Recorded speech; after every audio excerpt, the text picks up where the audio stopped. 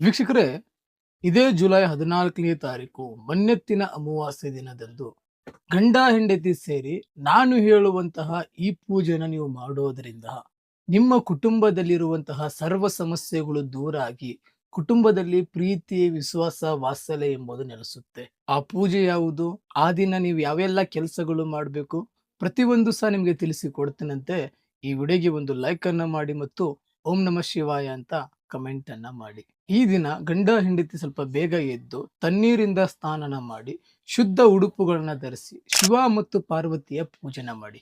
ಪೂಜೆ ಮಾಡುವಂತಹ ಸಮಯದಲ್ಲಿ ಓಂ ನಮಃ ಶಿವಾಯ ಅಂತ ಮಂತ್ರನ 108 ಬಾರಿ ಸ್ಫಟನೆ ಮಾಡಿ. ಆದರೆ ಪ್ರಾಣಿ ಮತ್ತು ಪಕ್ಷಿಗೆ ಆಹಾರವನ್ನ ದಾನ ಮಾಡಿ. ಈ ದಿನ ಸಾಯಂಕಾಲ ಶಿವನ ದೇವಸ್ಥಾನಕ್ಕೆ ಬಿಲ್ಪತ್ರೆಯನ್ನ ಅರ್ಪಿಸಿ ಶಿವನಿಗೆ 7 ಪ್ರದಕ್ಷಿಣೆಯನ್ನು ಹಾಕಿ. 7 ಪ್ರದಕ್ಷಿಣೆಯನ್ನು ಹಾಕಿದ ನಂತರ ನಿಮ್ಮ ಸರ್ವ ಸಮಸ್ಯೆಗಳು ಸಹ ಶಿವನ ಮುಂದೆ ಇರುವಂತಹ ನಂದಿಯ ಕಿವಿಯಲ್ಲಿ ಹೇಳಿ.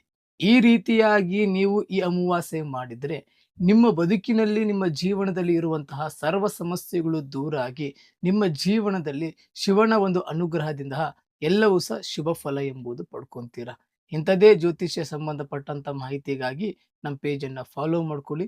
ಇನ್ನು ನಿಮ್ಮ ಜೀವನದಲ್ಲಿ ಏನಾದರೂ ಸಮಸ್ಯೆಗಳು ಇತ್ತಂದ್ರೆ ಈ ಕೆಳಕಂಡ ನಂಬರ್ಗೆ ಕರೆ ಮಾಡಿ.